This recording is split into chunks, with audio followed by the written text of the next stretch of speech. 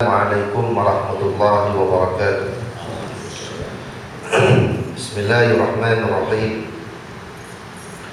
Alhamdulillahi rabbil alamin. Nahmaduhu wa nasta'inuhu wa nastaghfiruh. Wa na'udzu billahi min shururi anfusina wa min sayyiati a'malina. May yahdihillahu fala mudilla lahu wa may yudlil fala hadiya lahu. Asyhadu an la ilaha illallah wa asyhadu anna Muhammadan abduhu wa rasuluh. Amma ba'd. Rabbi shrah li sadri wa yassir li amri wa hlul 'uqdatam min lisani yafqahu qawli. Alhamdulillah. Tuan-tuan, hadirin hadirat,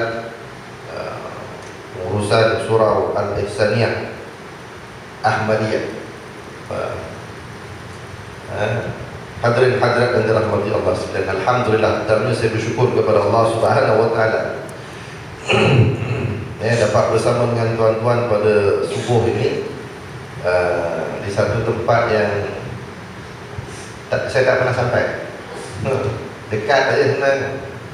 Yang saya tahu tabung haji. Terima kasih di atas jemputan tuan-tuan pada saya. Tak tahu macam mana tuan haji dapat nombor, saya pun tak tahu. Okey tuan-tuan, alhamdulillah saya dapat bersama dengan tuan-tuan.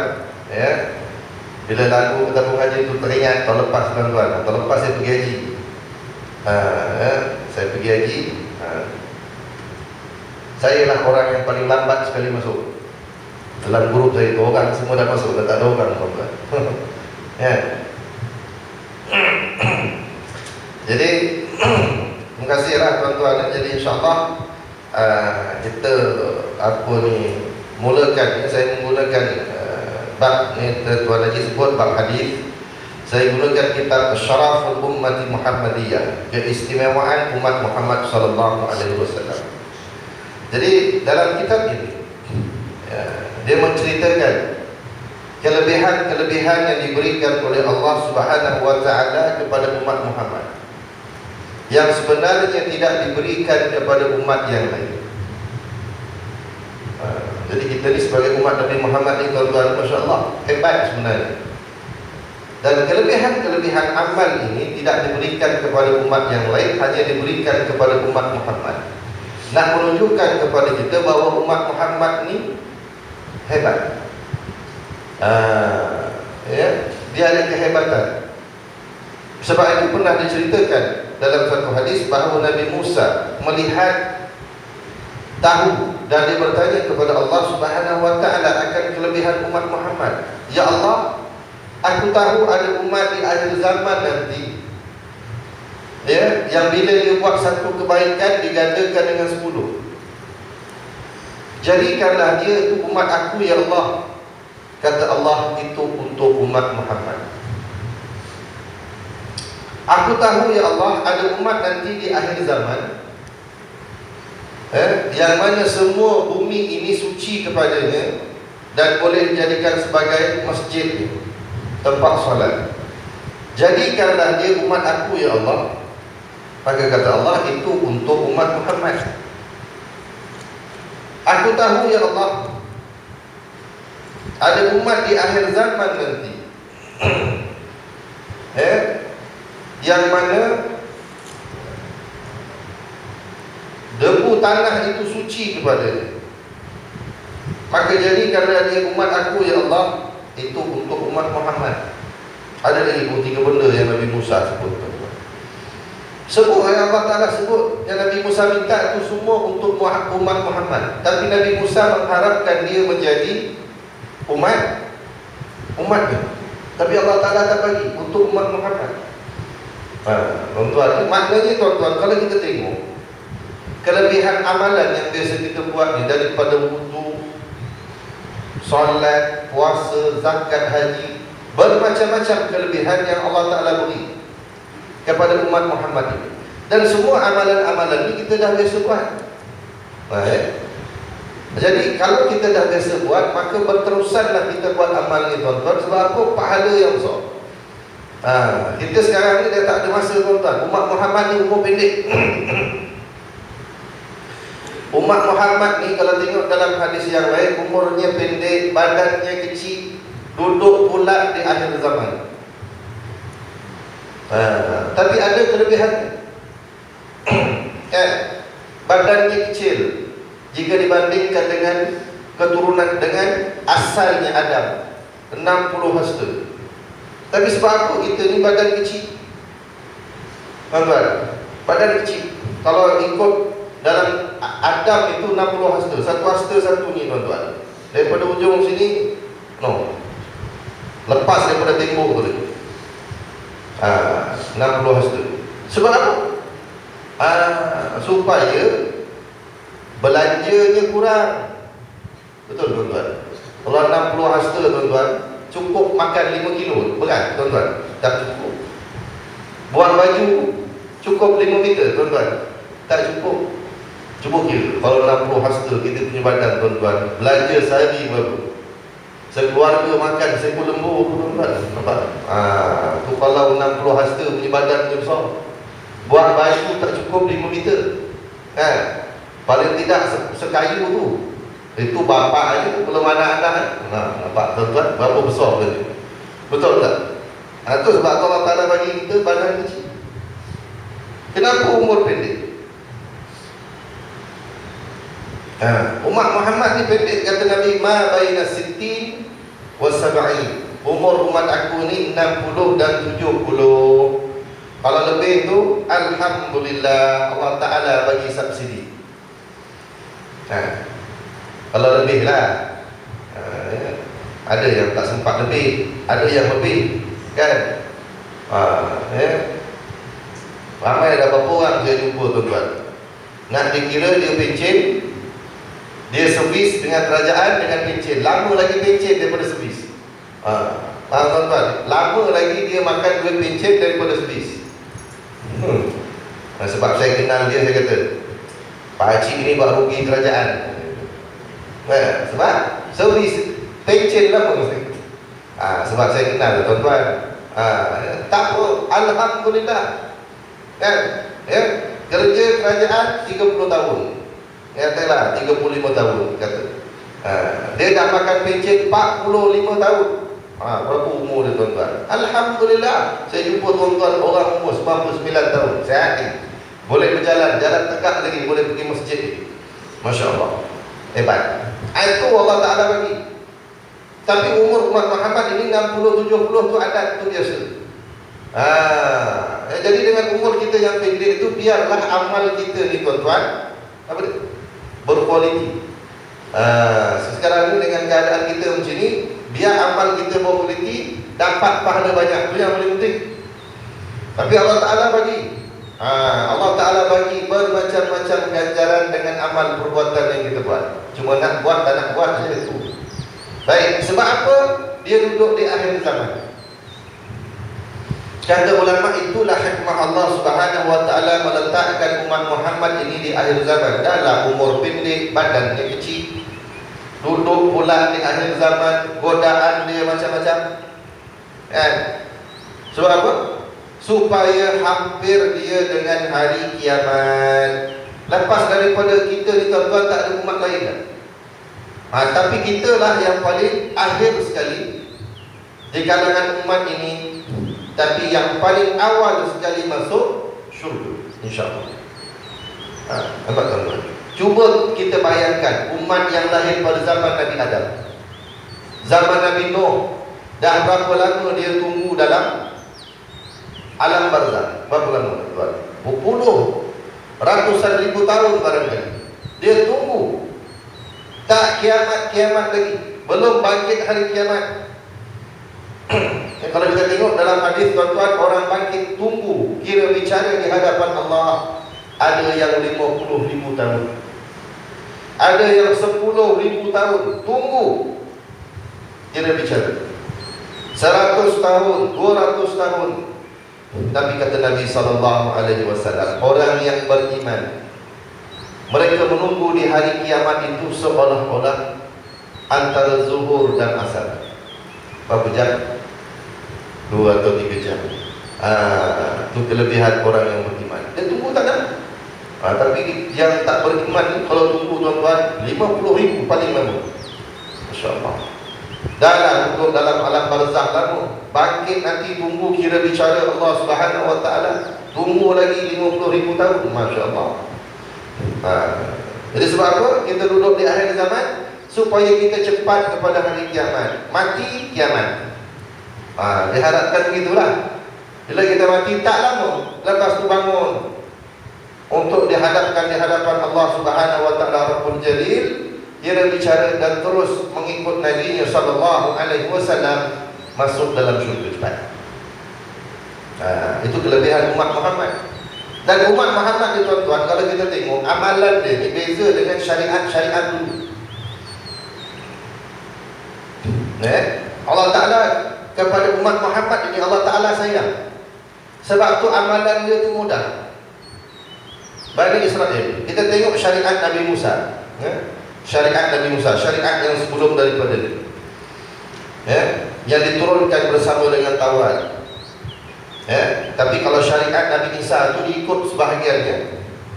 Syariat yang diturunkan pada Taurat. Apa dia tuan-tuan? Kalau baju ni kena najis, dia tak boleh basuh, kena gunting. Payah tak tuan-tuan? Kacau kita, berlubang-lubang baju dia.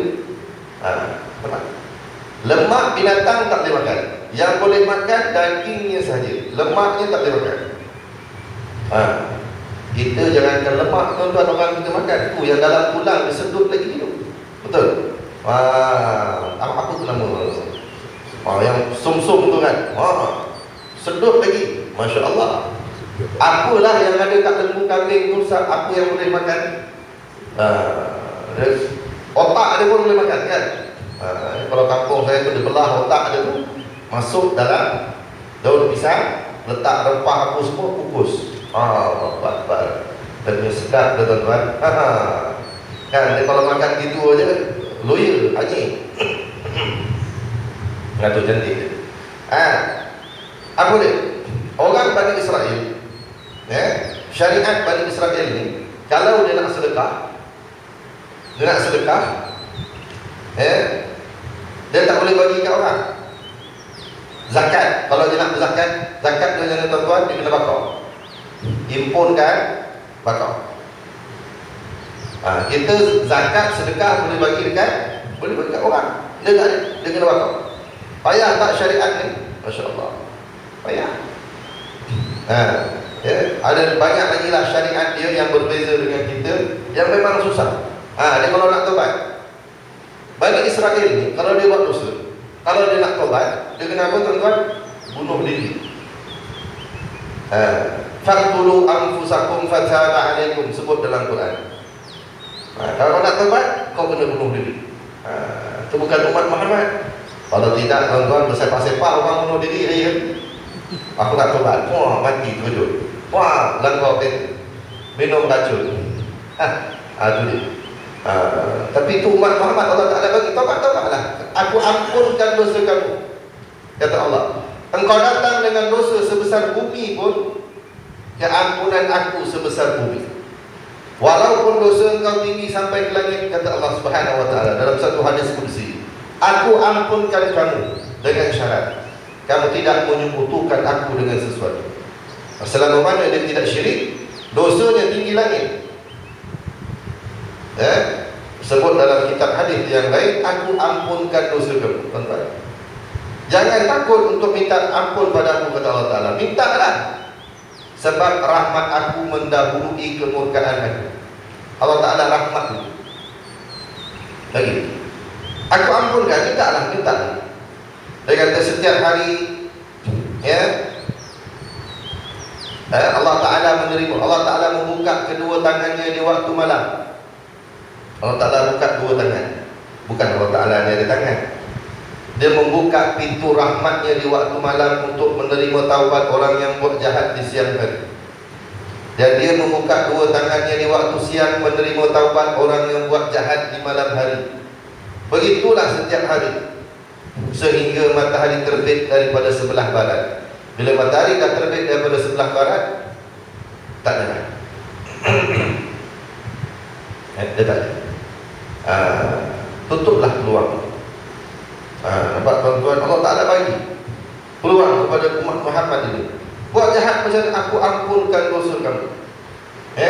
Kamu jangan takut minta, jangan putus harapan. Biarpun kamu dah bunuh orang. Disebut dalam hadis tuan-tuan, orang ni dah bunuh 99 orang. Banyak dah tu, Masya Allah. Bunuh orang sampai 99. Kemudian dia jumpa seorang alim ini. Bolehkah aku bertaubat kepada Allah? Aku dah membunuh 99 orang. Kata orang alim ini, dosa kamu ni terlalu besar dan tak mungkin akan diampunkan oleh Allah Ta'ala. Dibunuhlah orang alim ni. Nampak tuan-tuan, cukup 100. Bahaya tuan-tuan. Salah bagi fatwa kena bunuh. Salah bagi fatwa kena bunuh terus tuan-tuan.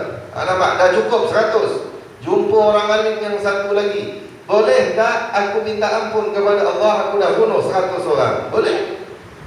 Pergilah kamu bertaubat. Maka orang ni pun nak pergi ke tempat dia nak membersihkan dirinya, tempat dia nak bertaubat. Dia berjalan. Dalam perjalanan dia tak teringat Allah, mati dia. Turun malaikat azab dan malaikat rahmat, berebut-rebut akan jenazah ini.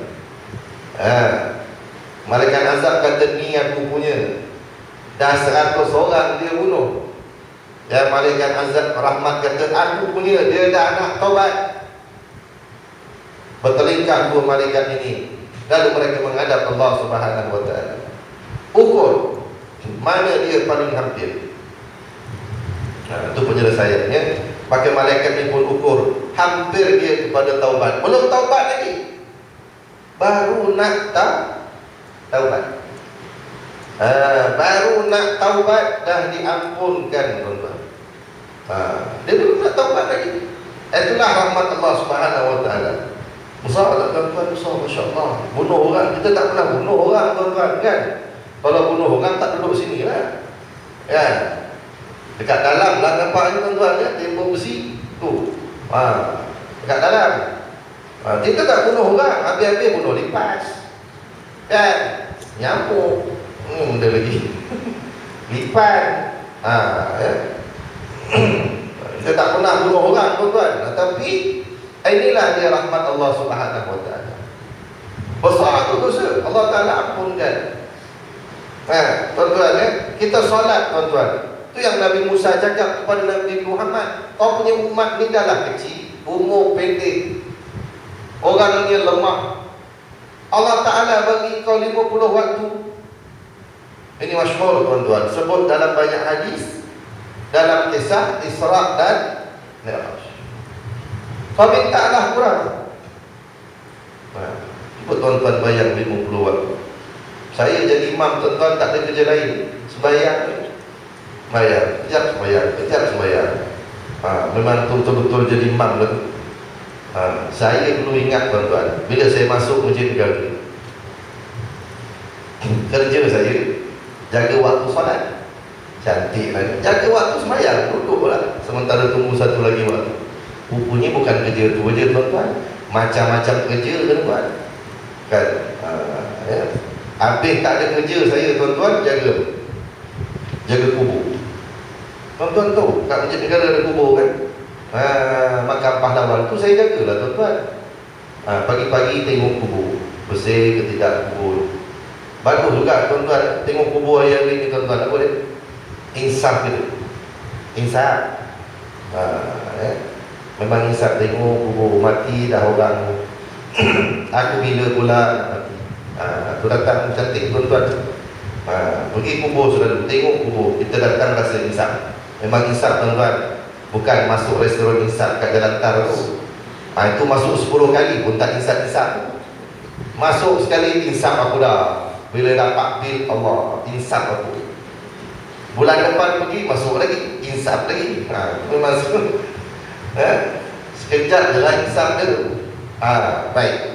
Jadi ini kelebihan yang Allah Ta'ala beri kepada umat Muhammad. Allah Ta'ala sayang kepada kita semua. Kitalah bangsa yang paling istimewa, umat yang paling istimewa di kalangan umat-umat yang lain. Sebab Allah Ta'ala sebut, kuntum khairal ummatin ukhrijat linnas, kamulah sebaik-baik Umat yang dikeluarkan daripada sekalian manusia, daripada semua manusia, kita yang paling baik. Dengan syaratlah kita beriman, dengan syarat kita beramal saleh. Iman mesti amal saleh. Sebut banyak yang surah tadi saya baca pun, waktu itu siapa yang beriman dan amal saleh, dia tak boleh pisah, tuan-tuan. Tak boleh orang tu cakap dia beriman, dia tak ada amal. Rosak. Ini orang hari kan?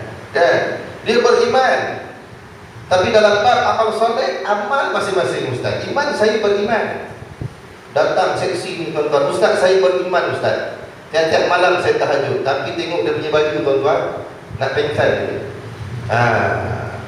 Dia cakap dia ada iman. Mana mungkin? Orang yang beriman dia mesti beramal saleh. Sebab kalau kita tengok dalam Al-Quran, perasan kalau kita baca nanti kita baca Quran, kita harus tengok tuan-tuan. Iman amal saleh, iman amal saleh. Dia tak boleh dipisahkan. Siapa beriman tak amal saleh, hanya takat iman sajalah yang dia. Itu pun kalau ada rahmat Allah Subhanahu Wa Taala. Ingat tuan-tuan, kita masuk syurga tuan-tuan bukan dengan sebab amal kita. Kita masuk syurga bukan dengan sebab amal, tapi kita masuk dengan rahmat Allah Subhanahu Wa Taala. Kita masuk syurga dengan rahmat Allah, bukan dengan iman. Satu lagi sebab apa manusia masuk syurga? Manusia masuk syurga dengan sebab syafaat Nabi Muhammad sallallahu alaihi wasallam. Dua sebab manusia masuk syurga: rahmat Allah dengan syafaat Nabi. Rahmat Allah, dan mudah-mudahan kita minta rahmat Allah. Yang kedua syafaat Nabi. Dan itulah kita yang paling utama. Sebab apa? Kita umat Muhammad. Manusia datang kepada Nabi Adam, aku tak boleh nak memberikan syafaat kepada kamu, aku berdosa, akulah yang menyebabkan seluruh manusia ditinggal di bumi. Sebenarnya tuan-tuan, yang kita nak minta syurga tu kita apa? Kita nak balik kampung halaman kita sebenarnya. Asalnya kita dulu kat sana. Asalnya kita kat sana. Yang kita nak balik minta syurga tu nak balik tempat kita asal lah tu. Tapi ada yang tersilap masuk neraka. Macam mana tuan-tuan? Senang aja. Perumpamaannya senang, macam orang dapat jemputan pergi kenduri kahwin. Kan? Dia bagi tak tuan-tuan kad jemputan, kan? Nombor sekian Kelana Jaya. Senang kan? Ikutlah peta. Peta manusia berada muka bumi, Al-Quran dan Sunnah, ikut. Habis itu InsyaAllah selamat. Ini tidak. Bila dapat peta, ini aku tahu tempat ni, aku tahu jalan shortcut. Biasa shortcut sesat pada itu. Sampai tak? Ada sampai, ada tak sampai. Sampai dah pukul 4 kenduri kahwin, aku ada tuan-tuan, air sirap je ada dengan baulu. Celuk pula baulu, air sirap. Datang jauh tuan-tuan, datang keluar rumah tengah hari lagi. Pusing. Air sirap aja. Itulah, nampak macam mana rezeki orang lambat ni tuan-tuan. Kalau banyaklah. Kalau tak ada, memang tak ada langsung. Tinggal air sirap dengan baulu, celup je. Saya biasa kena tuan-tuan.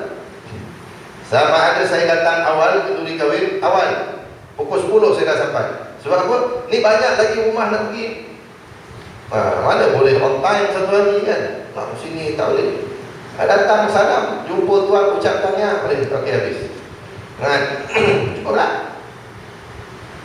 Ini orang dapat peta tahu jalan. Aku tahu jalan shortcut. Itu sebab orang kita ramai sesat tuan-tuan. Sebab apa? Dia nak jalan shortcut, dia nak senang dalam ibadat. Betul? Jalan sesat. Mana tak senang? Sembahyang pakai niat kan? Senang. Sebab tu ramai orang ikut.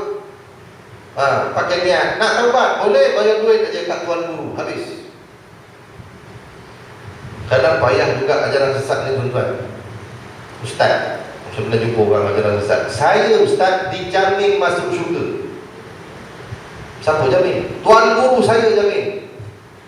Ustaz, siapa jamin ustaz masuk syurga? Pula tak, siapa jamin aku masuk syurga? Tak ada. Payah nak jawab. Saya dijamin ustaz masuk syurga. Ustaz tak dijamin. Betul juga. Tapi dia tu sesat. Macam mana nak lawan? Ni payah. Dia orang ajaran sesat ni payah dia. Setiap sesuatu tu ada rahsia dia. Ada zahir, ada batin. Ada zahir, ada batin. Itu bahaya tuan-tuan. Itu tanda-tanda awal nak jadi sesat. Ada zahir, ada batin. Ada zahir, ada batin. Jadi kita ni buat yang telah dibuat oleh Nabi SAW. Hari ini kena ingat ya, kita banyak ajaran sesat. Banyak yang sesat. Yang paling besar sekarang ni yang menjadi wabak dalam masyarakat, ajaran Syiah. Dia sebut, dia sebut inilah dia yang merosakkan umat daripada dulu sampai sekarang. Kepada kita ahlu sunnah wal jamaah. Saya belajar tuan-tuan kitab-kitab dia. Saya baca-baca juga lah kitab-kitab dia tuan-tuan. Saya bukan Syiah tuan-tuan, alhamdulillah. Saya baca. Malah saya baca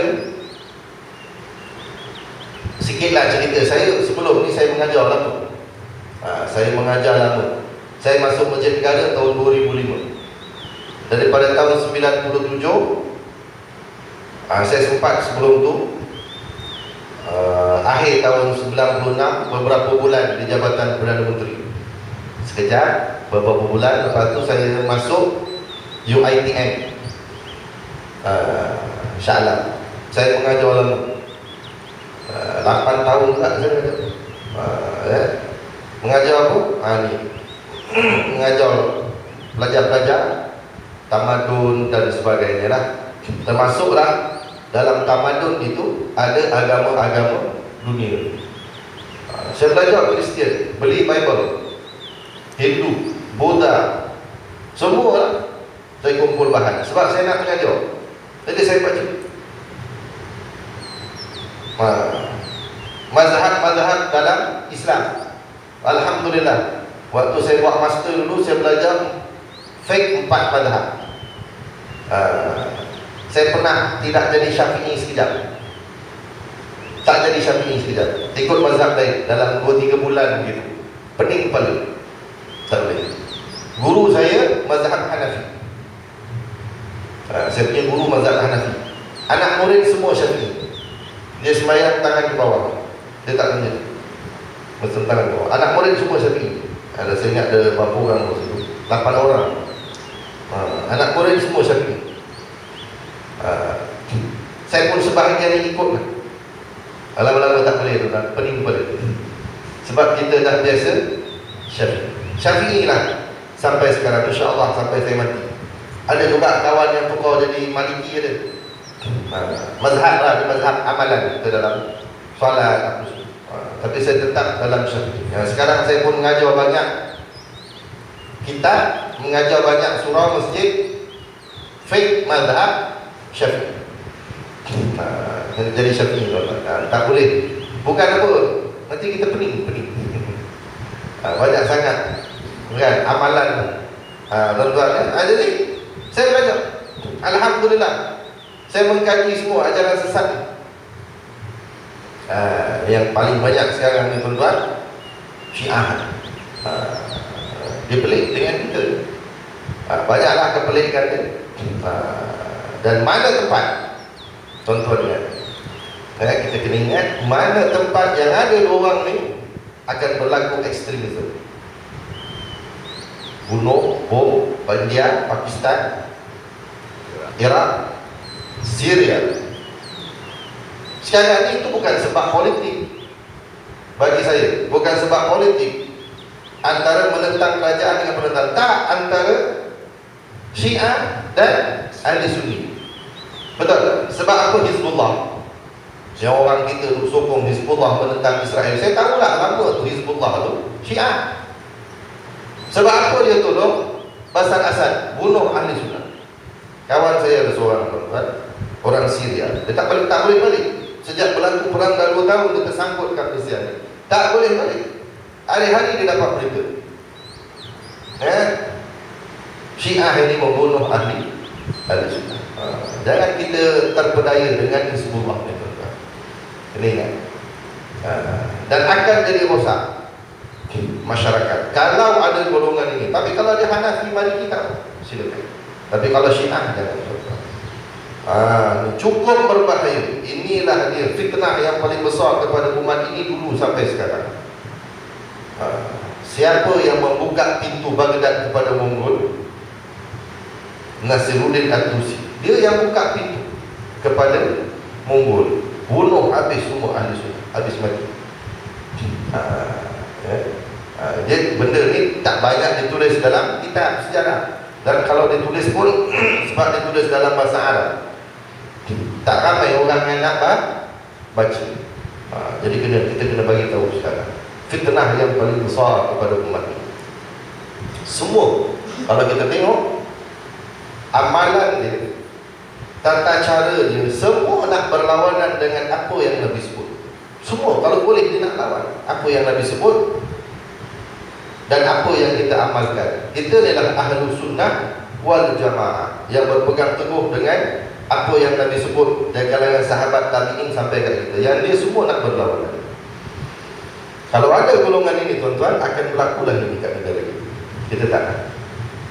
Ini bukan soal politik, bukan soal apa, tapi soal kepentingan umat Islam. Kita nak jaga madhab kita. Kita nak jaga amalan kita yang dah sedia ada ni. Tuan-tuan nak tengok kalau dia sambut 10 Muharram, apa ini pukul sampai keluar berdarah-darah. Siapa je? 10 Muharram. Sebab apa? Kita 10 Muharram membesarkan hari 10 Muharram. Dia 10 Muharram membesarkan Sayyidina Husain yang mati di Karbala. Semua lawan, semua berbeza. Itu tak payahlah saya cerita ni, nantilah kita cerita tuan-tuan. Jadi kita nak cerita ni amalan kita. Kita balik kepada amalan kita. Tak apalah tuan-tuan ni, bukan nak baca kitab sangat, ini pengenalan. Ini pengenalan, nantilah kalau dah ada waktu yang sesuai kita nak cerita. Tapi nak cerita ni lah kelebihan umat Muhammad tuan-tuan, yang Allah Subhanahu Wa Taala beri. Biarpun solat kita 5 waktu, tapi Allah Ta'ala sayang pada umat Muhammad ini, pahalanya tetap 50. Solat 5 waktu, Allah Ta'ala bagi pahala 50. Tu yang Nabi Musa minta. Allah Ta'ala kata, ini untuk umat Muhammad. Ini untuk umat Muhammad, yang tidak diberikan kepada umat yang lain. Betul, hebat umat Muhammad. Patutnya kita bangga jadi umat Muhammad. Jadi kalau kita bangga sebagai umat Muhammad, banyakkan selawat kita kepada Nabi SAW. Sudah tanda sayang kita. Banyakkan apa? Kan saya sebut tadi, kita nak masuk syurga dengan syafaat Nabi. Banyakkan selawat. Yang kedua, beramal dengan sunnah Nabi. Ini bila orang beramal sunnah Nabi, inilah masyarakat hari ini. Dia tak faham tuan-tuan. Kesian. Bila orang pakai jubah aja, pakai jubah, pakai serban. Tu Taliban lah tu. Tak ada kerja lain, tu buat bom ni. Sedap. Buat bom. Ahli kimia. Dia asal yang pakai serban tu semua ahli kimia, buat bom. Kan? Tuan-tuan. Geli dia ustaz. Ustaz tengok dia makan. Lepas makan isap je. Geli saya ustaz.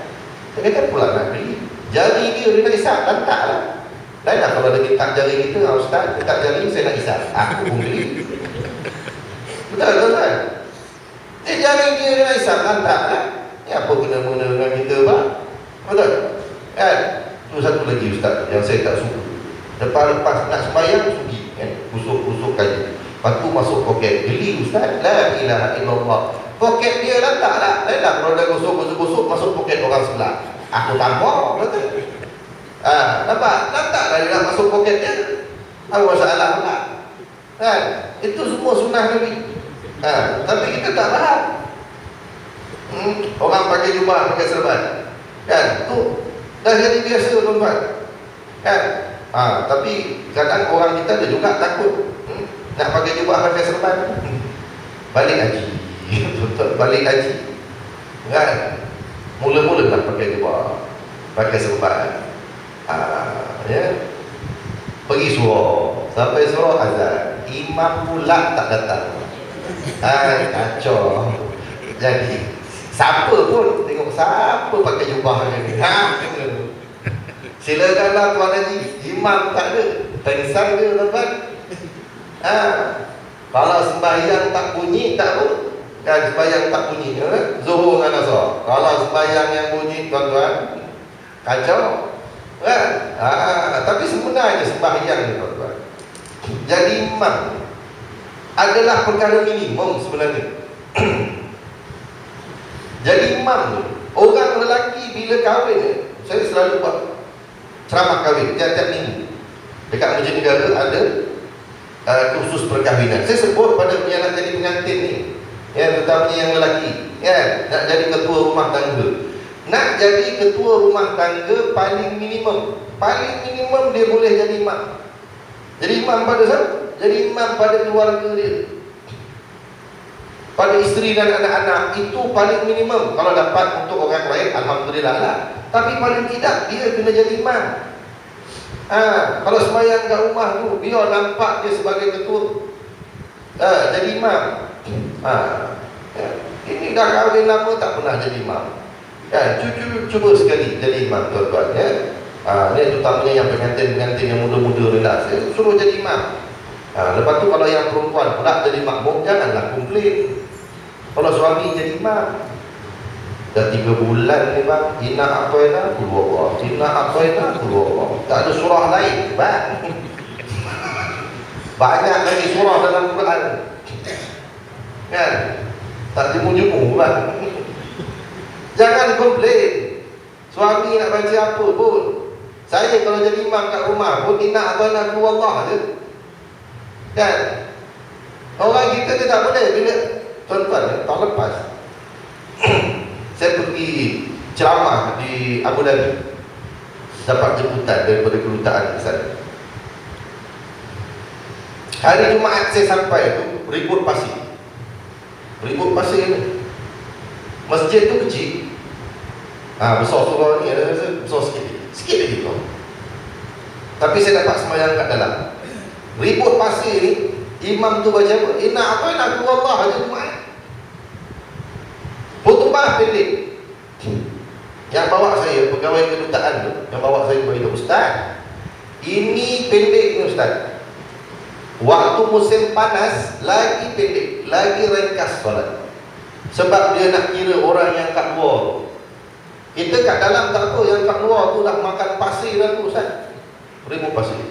Jadi imam tu baca inna a'tayna qul huwallah. Kita kalau hari Jumaat tuan-tuan, imam baca inna a'tayna qul huwallah, kena surat tunjuk sebab pejabat agama tuan. Kau dah tak ada ayat lain nak baca. Nampak? Kat sana biasa. Kita kat sini kalut. Ada satu lagi tuan-tuan, yang kita tak buat tuan-tuan. Walaupun kita banyak raja, banyak sultan, kita tak buat. Saya dibawa pergi Masjid Syekh Zaid bin Sultan An-Nahyan dekat Abu Dhabi. Masjid yang paling besar dekat situ, dan antara yang termahal di dunia, $9 bilion. Siap pada tahun 2009. Tapi Syekh Zaid ni, sultan dia yang pertama, meninggal dunia pada tahun 2007 dan dikuburkan di sebelah masjid. Masjid tu pula Masya Allah tuan-tuan, Masya Allah. Apa cita-cita Syekh Zaid ni? Dia nak menggambarkan syurga tu kat dunia. Jadi tiang dia tu semua macam pokok kurma, bertatahkan emas. Dia punya ujung dia kuning tu, pelepah dia tu emas pada kuning. Dinding ni, kalau dia ada warna-warni, gambar pokok kan, bunga, ada hijau, biru, kuning, bukan cat, batu yang dimasukkan ke dalam batu. Masya Allah. Tuan-tuan ya. Sama macam orang buat Taj Mahal. Sebab tu Taj Mahal tu tak rosak warna dia. Sebab warna tu batu yang dimasukkan ke dalam batu, dia jadi ukiran lah. Dan yang buat masjid tu pun adalah keturunan daripada orang yang buat Taj Mahal tu, diimport daripada India. Bertahun-tahun buat tu. Saya tengok tak siap-siap lagi. Ada lagi tempat-tempat yang tak siap, Masya Allah. Jadi Syekh Zaid ni meninggal dunia. Meninggal dunia. Jadi dikuburkan dekat sebelah masjid. Apa yang pelik tuan-tuan? Yang bid'ah yang kita tak buat. Bid'ah lah. Ya, apa dia? Orang daripada dia mati sampai sekarang, orang mengaji kat kubur dia 24 jam 7 hari seminggu. 24 jam 7 hari seminggu. Tak berhenti. Berhenti solat, ngaji, berhenti solat. Saya kata kat Malaysia ni pun banyak kubur, banyak sultan meninggal. Tak ada kita buat macam tu tuan-tuan. Tapi dia buat 24 jam 7 hari seminggu. Saya pergi lah tengok orang mengaji tu macam mana. Saya ingatkan mengaji tu macam kita ngaji kat kubur tuan-tuan. Macam mana kita ngaji kubur tuan-tuan? Bawa Quran, duduk depan kubur kan. Dia tak, rupanya ada sofa, ada meja, Quran tu besar duduk depan. Sebelah tu ada air, ada buah, ada aircon. Aku pun boleh macam ni, saya kata. Ingatkan duduk bersila dekat kubur. Macam kita lah kan pergi kubur je Quran. Tak, dia ada bilik khas. Dekat sebelah kubur tu ada bilik khas, ada aircon. Saya tengok tu, Syekh tu mengaji dengan Quran besar, duduk kat sofa, ada buah, ada air, ada aircon. Orang lalu boleh tengok sebab dia duduk dalam bilik kaca. Macam ni aku pun boleh mengaji je. Nampak tuan-tuan, bid'ah tak? Bid'ah besar. Dia tak buat. Dia buat. Apa masalah kan? Salah tak? Tak salah. Ada satu lagi yang pelik. Tuan-tuan, yang kita pun tak buat, tak terfikir nak buat. Apa dia? Ada satu masjid. Masjid. Dia tunjuk saya, Ustaz. Kebetulan saya jumpa kawan yang bawa saya tu sebab dia balik malam tadi. Semalam dia balik cuti. Saya mengajar kat surau dia, jumpa dia. Masjid ni pelik Ustaz. Ini bid'ah besar. Kenapa pula saya kata? Dia punya tarawih 2 kali. 2 kali tarawih memang sesat. Saya kata, Ustaz jangan kata dia sesat. Ustaz buat tarawih 2 kali, nanti buat sekali. Sekali lepas Isyak 8 rakaat ataupun 20 rakaat. Okey, tak ada masalah. Betul tak? Tapi sekali lagi pukul 11 malam Ustaz. Kenapa buat sekali lagi? Siapa yang nak tarawih? Ni dia Ustaz. Masjid ni buat 2 kali sebab apa? Sekali tu untuk orang biasa. Yang sekali malam tu untuk orang yang balik kerja lambat. Nampak tuan-tuan? Orang yang balik kerja lewat ni, masjid tu buat lagi sekali lagi tarawih. Nak bagi peluang orang yang balik kerja pukul 9, pukul 10 tu sembahyang tarawih. Kita boleh buat macam ni tuan-tuan. Jangan tuan-tuan datang jadi sekarang payah pula nak jawab. Dia boleh buat. Nampak tak? Dia punya advance dia. Dia sembahyang tengok panas, dia sembahyang ringkas. Musim panas terik, ribut pasir, dia baca khutbah pendek. Seringkas mungkin. Ambil syarat tadi. Saya duduk tak lama khutbah, sembahyanglah. Sembahyang tu pun inna aqaina Allah. Nampak tak? Dia ambil kira orang. Kita tak boleh. Kan? Kalau boleh ada yang tak ada yang tambah lagi. Nampak tu? Berjela-jela khutbah kita. Tak adalah, itulah syarat dia kan. Sama juga saya baca khutbah. Kalau Zakir Mantau saya baca. Tak ada pun sepatah yang tertinggal. Saya baca semua. Saya tukang baca, orang nak marah saya kira kan. Saya tukang baca, saya yang menurut perintah kan. Tapi ada orang faham tak, Ustaz baca je, yang tulis orang lain kan. Tak apa nak, saya tukang baca tuan-tuan. Sebab sekarang ni kan masalah baca salah, tak baca salah. Payah tuan-tuan. Jadi pegawai kerajaan bahagian agama ni serba salah. Ya. Kadang fatwa beza-beza. Baru ni fatwa Negeri Selangor kan, tahun lepas ni baru lepas lagi. ASN haram. Saya baca tak silap tu, tampal dekat pejabat. Fatwa kebangsaan tak haram. Orang tanya saya macam mana? Senang. Kau kerja kat mana? Wilayah.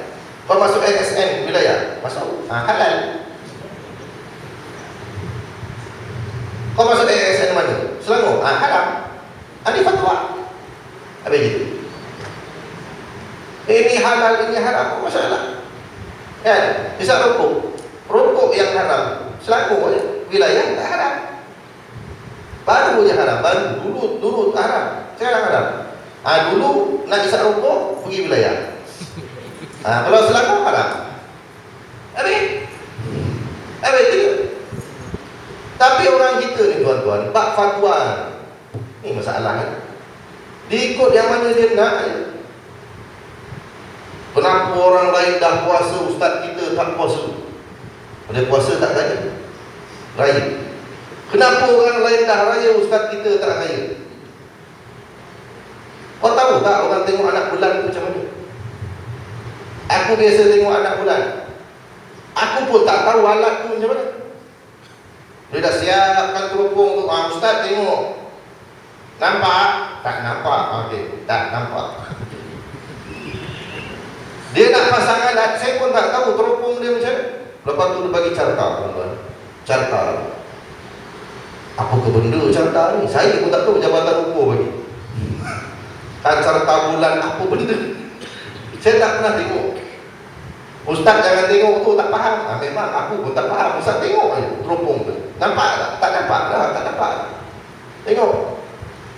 Ada ahlinya. Kita bukan ahlinya tuan-tuan. Kita tak tahu.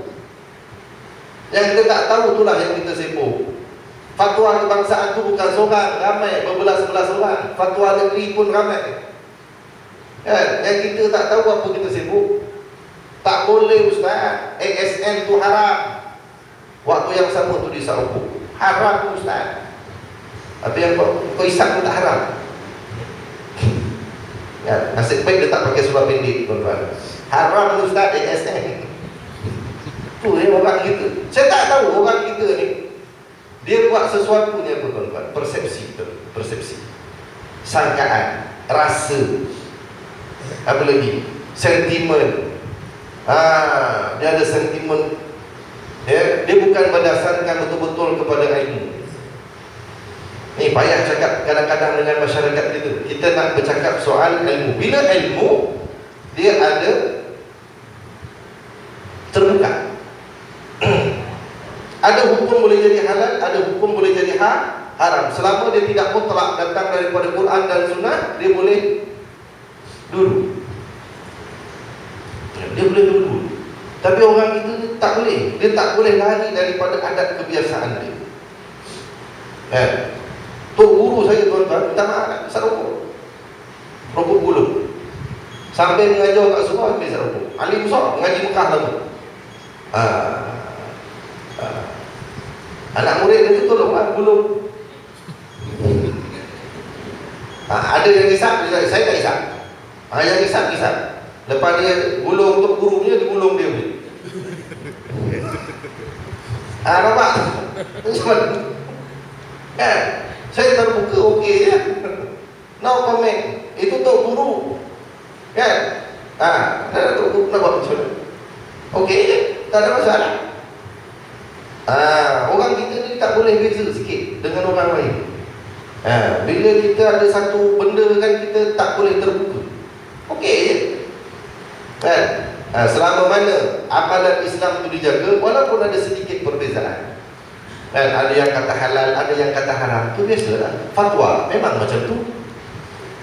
Kan? Memang macam tu. Ada yang kata boleh makan, ada yang kata tak boleh makan. Betul? Tengok dalam mazhab Syafi'i. Tuan-tuan, mazhab Syafi'i ni semua benda, kebanyakan benda boleh makan. Mazhab lain belum tentu boleh makan. Kita Induk dia tak boleh makan, telur dia boleh makan. Betul? Apa dia? Belangkas, penyu, tuntung, benda lah semua makan orang itu kan. Mak dia tak boleh makan. Imam Syafi'i kata mak dia tak boleh makan, anak dia boleh makan. Mazhab lain semua tak boleh makan. Ikan besar-besar dia tak makan. Udang setengah mazhab, udang dia tak makan. Saya panggil ulat laut. Bukan udang tu macam ulat. Kita udang kelamaan. Betul tuan-tuan? Ikan besar-besar setengah mazhab dia kena sembelih. Bila saya mengaji, nak sembelih kat mana? Mana ada lagi? Itulah. Kan pelik tu. Ikan yang besar kena sembelih. Kita ikan jos pun kalau kita dapat ikan jerung, makanlah.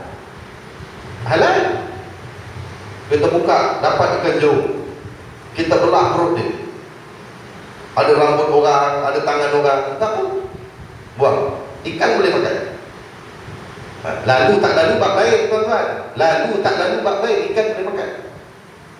Mazhab lain tak boleh. Jadi mana? Mazhab Syafi'i lah senang tuan-tuan. Mazhab Syafi'i lah senang. Tolak batu dengan kayu pun. Nasib baik kayu dengan batu tak boleh makan. Kalau boleh makan, dia sental dia. Cukup lah tuan-tuan. Bab pengenalan 7-10 dah tuan-tuan. Tersambung lah lain kali. Tersambung lain kali lah tuan-tuan. Lepas raya tu lepas raya tu bulan puasa. Tengoklah macam mana tengok kesempatan saya bincang dengan tuan Haji nanti. InsyaAllah. Sebab saya jadual dah penuh, adalah lagi beberapa hari yang kosong tuan-tuan. InsyaAllah saya pun dah sampai ke tempat ni. InsyaAllah tak sesat lagi kot. Tak sesat lah. InsyaAllah cukup dah setakat sini, jumpa lagi InsyaAllah. A'udzubillahi minasyaitonir rajim. Bismillahirrahmanirrahim. Allahumma ahdina bil ilmi wa zayyinna bil hilmi wa akrimna bil taqwa wa jamilna bil afiyah. Rabbana atina fid dunya hasanah wa fil akhirati hasanah wa qina adzabannar. Sallallahu ala sayyidina Muhammad wa ala alihi wa sahbihi ajma'in walhamdulillahi rabbil alamin. Wallahu ta'ala a'lam. Wassalamu alaikum warahmatullahi wabarakatuh.